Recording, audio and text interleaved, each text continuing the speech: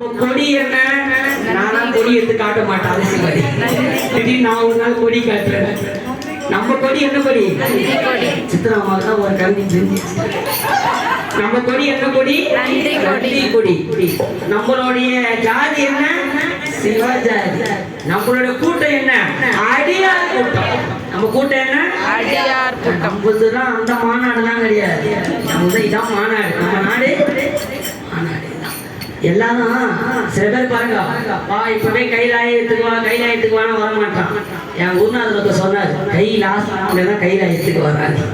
அதனால கையில் ஆசானவனே கைலாயத்துக்கு பிரோஜனம் இல்லை. கை வணங்கணும்னு அவசியம் இல்லை. அவர் தலைவர் அங்க மாலை போடு, துண்டை போட்டு